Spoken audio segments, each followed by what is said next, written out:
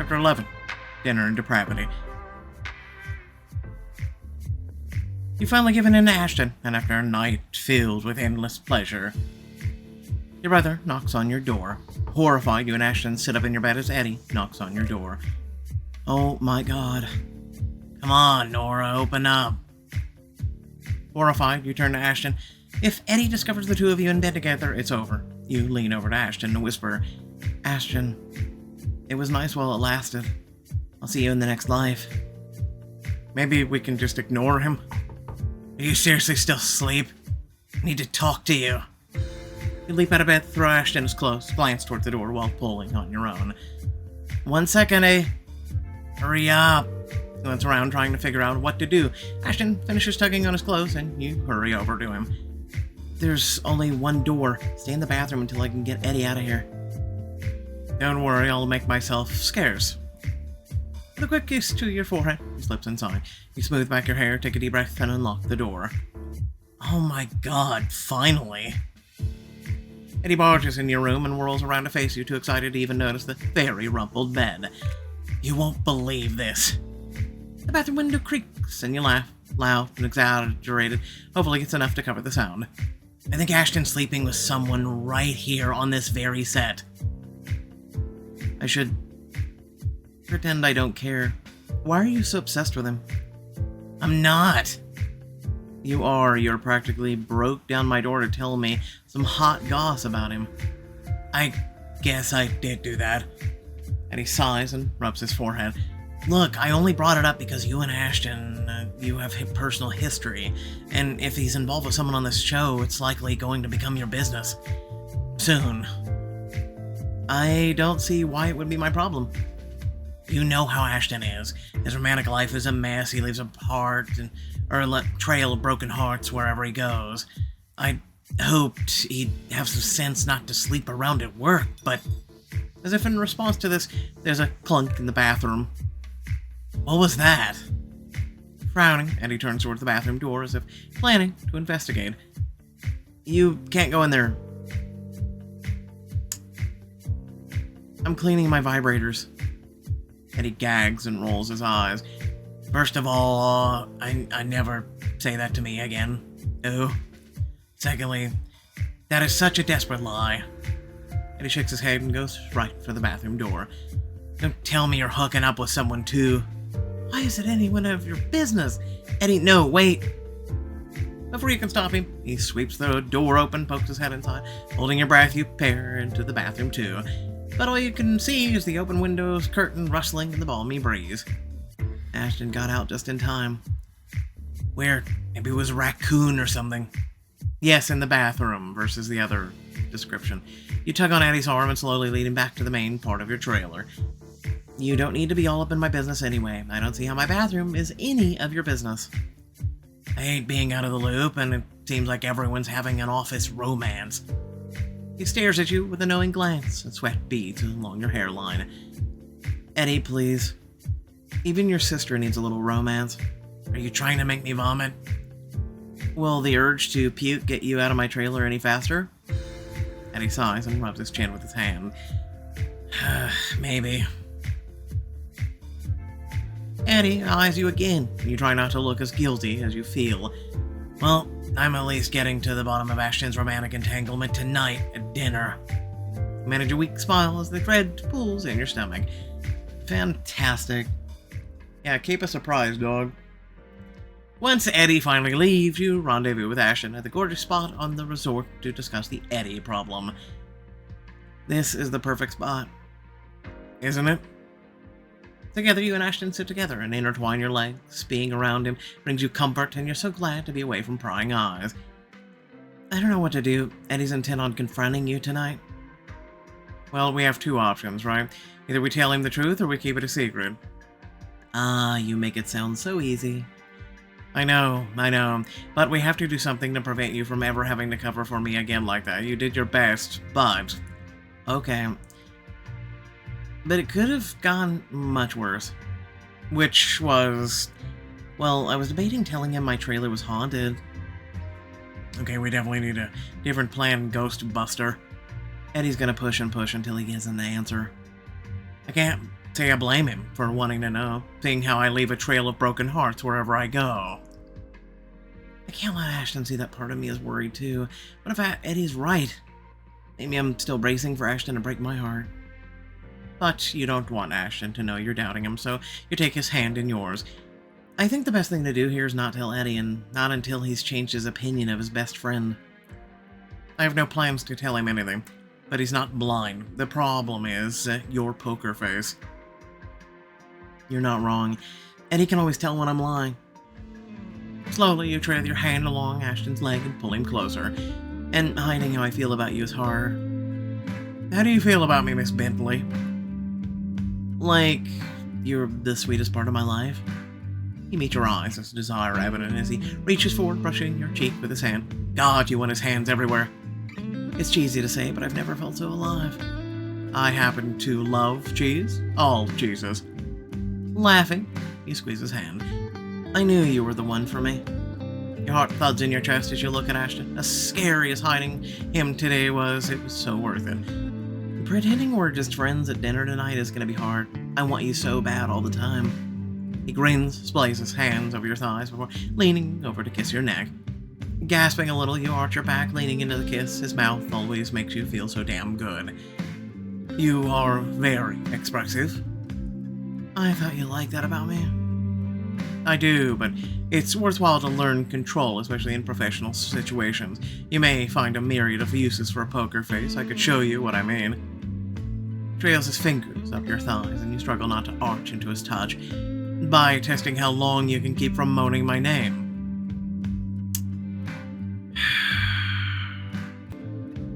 How about we test my poker face about how hard it is not to groan at this book? As much as I want to say yes, Eddie's suspicions have me on edge. Completely understandable. I promise to make it up to you later. No, we won't. Later that evening, you and Eddie arrive at the resort restaurant where Ashton has rented out a private room. What do you think Ashton is going to say when I ask him about the rumors? I have no idea. You really need to talk to Eddie out of this, but you tried on the walk over, and he wouldn't listen at all. Hopefully he confesses without any drawn-out BS. You don't say anything else as the server leads you to the private room where Ashton's waiting. Thanks for joining me. Very happy, Ashton holds up a bottle of expensive champagne as he meets your eye. Instantly, you're drawn to him. I want him all over again now. It feels like it's been years since he touched you, when in reality it hasn't been that long. Thanks for inviting us. This room is beautiful. And it is. Ashton always puts so much thought into everything, and this dinner is no exception. Oh, you always make me feel like a king, Ashton. This room does make me want a crown. It's what you deserve, both of you. Manage a shaky smile, anxious about how tonight's going to unfold. Ashton gracefully pulls out your chair for you, his hand covertly brushing your ass as you sit. You can't help but gasp, and immediately Eddie looks in your direction. What's wrong? Nothing. Just gotta chill. It's warm in here, but okay, weirdo. You're wearing a leather jacket. Shut up, Eddie. You and Eddie settle in your seats. While Ashton pours you each a glass of champagne, you take a long sip, hoping the alcohol will help with your nerves. Ashton slides into the seat next to you, and you stiffen as his hand brushes your thigh. Oh, he's going to play dinner like that, I see. As everyone orders, Ashton's hand wanders under the table, first touching your knee and then squeezing your thigh. Eddie's completely unaware, and this is public action is making you hot. Ashton touches your knee, squeezing and dragging his fingertips along your skin. You struggle not to show anything on your face, not with Eddie sitting across from you, but the more turned on you get, the harder it is not to react. I hope you're both hungry. He rubs a lazy circle on your leg, getting dangerously close to where your thighs meet. Oh, so hungry. Eddie cocks an eyebrow at you, but you take another sip of champagne and pretend to be fascinated with your napkin. It's not long before the server brings out appetizers, and as you dive into with gusto and watch as Eddie struggles to spear a shrimp with a fork, you realize the champagne's gone to his head. You good, Eddie? Oh, so good. Starving, actually. The shrimp is just being a jerk. Finally, he manages to get it onto his fork. Ha! Victory. Under the table, Ashton reaches for your thigh again. His touch makes heat flood through between your thighs, and you can barely concentrate on your delicious food. Keeping a poker face is way harder than I thought it would be. I want to extend my sincere gratitude to both of you for coming along on this business venture with me. It's been a challenge in the best possible way. Smile, thinking of it all you've learned so far. I can't thank you enough for asking us to do this with you. Yeah, it's been even better than I'd imagined, honestly. No need to thank me. I didn't hire you out of the kindness of my heart. I did it because I know you both would be wonderful. I know you both had to be convinced to join me on this adventure, but damn, I'm so glad you did. Eddie nods and takes another sip of champagne. Well, I was wary after the way you treated Nora. Clear your throat and look down at your plate. But you've both been very adult about it. Oh, he has no idea how adult you've been. Ashton's hand still against your thigh, and you can feel his brain working to figure out what to say. To figure out how to change Eddie's mind. Wouldn't it be such a twist of fate if Nora and I found our way back to each other after all this time? He says it in a joking tone, eye sparkling, and you laugh watching Eddie's face. Don't even kid about that. But besides, I know for a fact that Ashton's involved with someone else. Eddie, where's your sense of humor? What's funny about you dating Ashton? Nothing. I meant more like, let's laugh at the universe for bringing us together. But Eddie shakes his head. The universe is a cruel mistress. That she is. You snort, but let it go for now. Before Eddie can say anything else, the server arrives at the table with your main course, saving the day. Ashton takes his hand off your leg, presumably to focus on his meal, but you can't help but think he's burned by Eddie's choice of words. As the evening comes to a close, Eddie's a little drunk.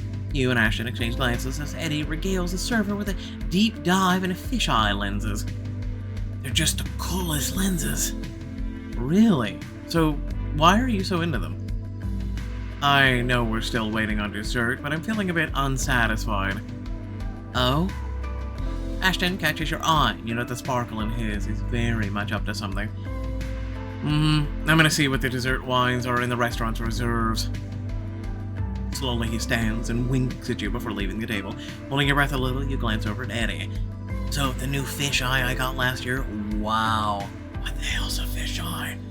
And that's my cue to sneak away. Eddie's so into this conversation that he doesn't even notice when you get up in a hurry after Ashton. You've barely in the next room when Ashton catches you by the waist and tugs you against him for a heated kiss. Your tongue finds his, and the urgency of the kiss conveys how much Ashton wants you alone.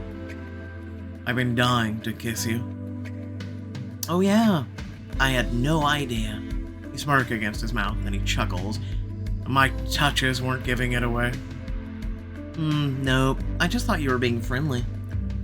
I definitely do not show anyone else that same friendliness. Good. Your eyes search Ashton's face, and from his touches at the dinner and to the way he must be feeling after Eddie's comments, your heart goes out to him. I want to show Ashton how much I appreciate and want him. So, I was thinking, what if we call it a night and go home? You wiggle your eyebrow so he catches your drift. Go home together, I mean. As tempting as that sounds, I have a better idea. He leans over and puts his lips right next to your ear and whispers, I'm certain I can get you off here in the restaurant. All you have to do is follow me to the wine cellar. I'm certain I'm gonna pass. I say this because it's YouTube. I'm not much of an exhibitionist as you are. There are plenty of other ways to enjoy ourselves then. Let me go check on the cocktail selection and I'll rejoin you at the table. You head back to your table where Eddie's still holding the poor server captive. Eddie, how about a little toast? Pick up your half-empty glass of champagne and notice Eddie's still got a sip left in his. Oh, yes, please. With his attention now on you, it allows the server to escape and get back to work. And to us, and to shooting our last episode. Oh, to us, may our show bring in the highest ratings ever. You and Eddie clink your glasses together, sip your champagne. He leans over the table, putting his chin in his hands and lowering his voice. Speaking of, I love Ashton. You know I do. He's my best and oldest friend. But aren't you so relieved you dodged the bullet? What bullet? The Ashton bullet. Sometimes he talks as if you're still pining after him, but I know you'd never ever take someone back who treated you that way. You're too strong, to value yourself too much for that. It makes me so proud. You stare at him in a stunned silence as shame rises in your chest. Before you say anything, Ashton returns with a bottle of champagne in hand. Apologies for that, the wine cellar's huge.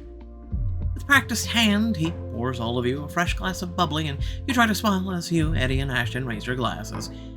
To our finale, we're shooting tomorrow, and to the end of our adventure here in Maldives. I can't wait to move on to the next thing. As you clink a glass to Ashton, you can't help but worry. He means permanently. Really? Alright, whatever. Without further ado, thanks for watching. Please remember to like, share, and subscribe. Head down description, plenty of things to check out there. Ways to support. There's also the thanks and join feature that is on the channel. Please consider checking those out. Your support in any way and every way that you do, if you do enjoy this content, is greatly appreciated. So with that being said, here's my thoughts. Clearly, we didn't pick the diamonds. Don't know what to tell you. Basically, this book is just turning into diamond choices equal bound chicka wow wow, and I don't want that to be, one, the whole channel, two, like, you can't even show it on the literal platform anyway because they get upset and then delete your videos and then also strike your channel. So yeah, let's not talk about that. So long story short, yeah, no, I'm not going to put my channel at risk just so some of you can see choices barely, like, good / smut. Yeah, no, I'm gonna pass on that. So, aside from that, in terms of Eddie and the situation and everything else, I think, you know, I'm gonna be real with you. I think it was a really crappy friend to be literally and figuratively sitting there talking crap about your friend. You know, I get it, right? Ashton dropped her, he went and did his thing, and yada yada yada. That's been literally 10 chapters of this shit. But you are your own person. You make your own choices, literally and figuratively, in life. Like, you can listen to people's advice, suggestions, or whatnot, but it's you, at the end of the day, who makes the choices that you choose. And if you've chosen to take Ashton back, you have no one to blame but yourself if Ashton breaks your heart. So, you know, your brother can look out for you, but he can't protect you from everything. No one can. You can't even protect yourself. So, unless you literally live a life of not choosing anything that may bring risk to you. And let me tell you, it's a very boring life. Alright? So, to me, I think this is a lot of unnecessary drama. And, you know, it's just really bad, just story writing. I'm going to be honest with you. There's so many other things that we could be doing that's involving this that makes it more complicated and convoluted and actual really well-written drama. But instead, this is the crap we get. And this is the same crap we've gotten through numerous books now. And I just wish they'd move on to something new. Like, seriously, you can only do a certain trope, a certain like amount of ways before it gets old. So, thanks again for watching. Catch y'all later. Peace out.